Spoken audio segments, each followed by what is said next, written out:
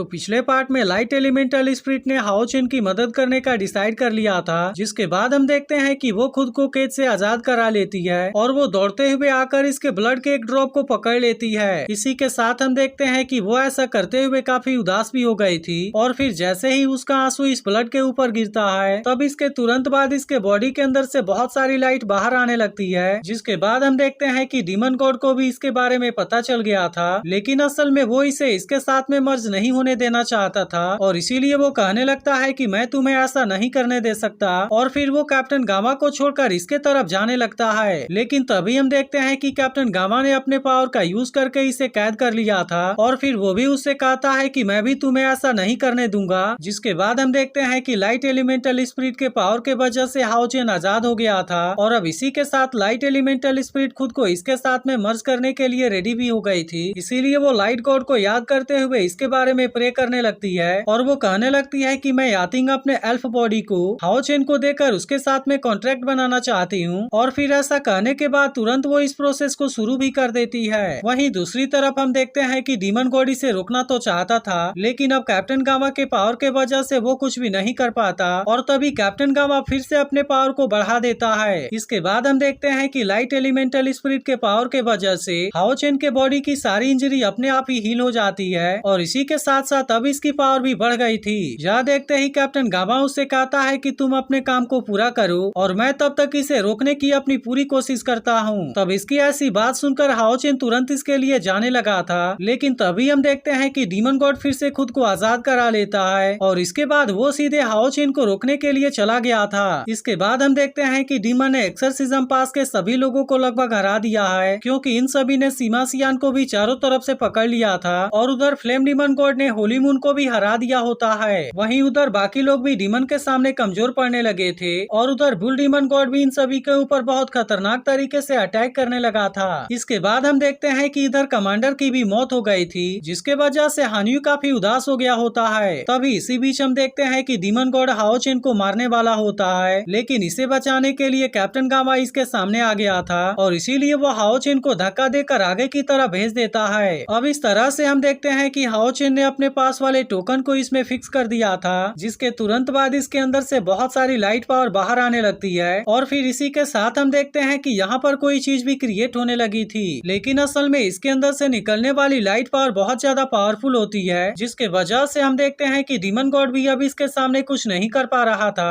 और इसी के साथ वो इसके पावर को देखकर पूरी तरह हैरान भी हो गया था। इसके बाद हमें पता चलता है कि यह चीज कुछ और नहीं बल्कि throne of protection and mercy है, जिसे समन करने के वजह से डीमन गॉड पूरी तरह से हैरान हो गया था, क्योंकि वे सभी अब इसके पावर के सामने कुछ भी नहीं कर सकते थे। लेकिन असल में हाओ चेन को अब डीमन गॉड के बारे में कोई भी चिंता नहीं थी और अब वो सीधे इस थ्रोन के ऊपर आकर बैठ जाता है। अब इस तरह से यहाँ का सीन देखने में बहुत ही शानदार लग रहा था, जिसके बाद हम देखते हैं कि हाओ चेन इसके पावर का यूज करने के लिए भी रेडी हो गया होता है और फिर कहता है कि अब यहाँ पर कोई भी नहीं मरेगा और इतनी बात कहने के बाद वो इसके गोल्डन पावर को भी एक्टिवेट कर देता है। अब इस तरह से हम देखते हैं कि सभी सोल्जर के ऊपर गोल्डन कलर की एक आर्मर आ गई थी, जिसके वजह से अब डीमन के अटैक का इनके ऊपर कोई भी असर नहीं हो रहा था और अब इस तरह से वे सभी इसके पावर का यूज करके इन सभी डीमन को मारने लगे थे। इसके बाद हम देखते हैं कि इस बात से वे सभी बहुत ज्यादा खुश हो गए होते हैं, क्योंकि अब इनको पता था कि डीमन इसके पावर के सामने कुछ भी नहीं कर पाएंगे और इसीलिए वे सभी एक साथ में डीमन के ऊपर अटैक करना शुरू कर देते हैं। वहीं दूसरी तरफ हम देखते हैं कि फ्लेम डीमन गॉड अब होली मून के ऊपर अटैक करके मार देना चाहता था, लेकिन तभी इसके बॉडी के ऊपर भी गोल्डन आर्मर एक्टिवेट हो जाती है, जिसके वजह से इसके अटैक का इसके ऊपर कोई भी असर नहीं होता और अब इसके बारे में जानकर वो भी काफी हैरान हो गया था। वहीं दूसरी तरफ हम देखते हैं कि सीमा सियान भी सारे डीमन को मारने लगा था, जिसके वजह से अब इसमें से कोई भी उसके सामने नहीं टिक पाता।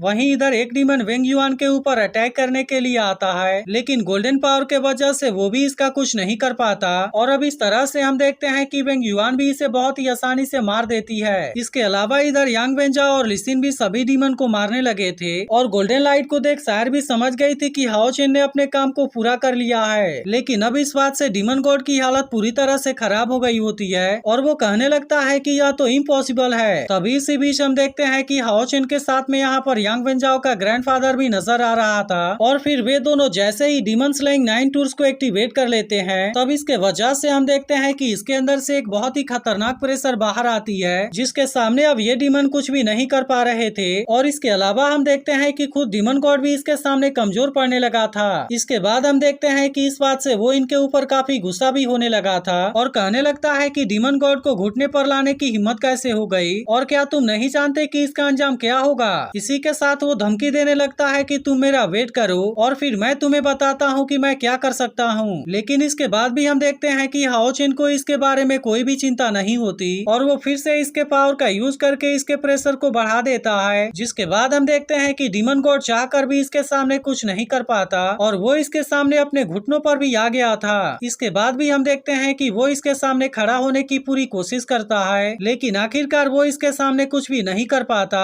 और फिर वो इसके प्रेशर में बुरी तरह से फंस जाता है। इसके बाद अगले सीन में हमें the condor throne of protection and mercy के बारे में बताया जाता है, जहाँ पर हमें पता चलता है कि इसे the last Bastian of Mankind के नाम से जाना जाता है। और फिर इसी तरह से आगे बताया जाता है कि थ्रोन के पास में सबसे स्ट्रॉन्ग ग्रुप डिफेंस होता है, जिसके वजह से जो कोई भी इसके रेडियंस के अंडर में आएगा उन सभी के बॉडी के ऊपर एक इनविंसिबल गोल्डन बॉडी एक्टिवेट हो जाएगी और फिर इसके वजह से कोई भी डैमेज उनका कुछ नहीं कर पाएगा। इसके बाद हमें बताया जाता है कि थ्रोन के अंडर में रहने के वजह से ही सेंग चेंग अभी भी पूरी तरह से सेफ है, लेकिन असल में इस चीज की कीमत भी बहुत ज्यादा है, क्योंकि condor throne of protection and mercy को सेक्रीफाइस कर देने के बाद कोई भी अपने जगह से मूव करने के काबिल नहीं हो पाया, जिसके वजह से इसका ओनर कभी भी होली सिटी को नहीं छोड़ सकता और इसीलिए वो केवल प्रोजेक्शन फॉर्म में मेजर बॉर्डर्स के लिए अपीयर हो सकता है। इसीलिए भले ही प्रोजेक्शन के पास में थ्रोन के जैसी पावर होती है जिसका यूज करके हम किसी भी बैटल के दांव को बहुत ही आसानी से बदल सकते हैं, लेकिन ऐसा भी हो सकता है कि प्रोजेक्शन के टुकड़े टुकड़े हो जाएं और फिर इस तरह से शायद रियल थ्रोन को मूव कराया जा सके, लेकिन असल में कोई भी नहीं जानता कि इसका अंजाम क्या होगा। और फिर इसी के बाद एपिसोड यहीं पर एंड हो जाता है। तो अगर एक्सप्लेनेशन अच्छी लगी हो तो वीडियो को लाइक जरूर कर देना।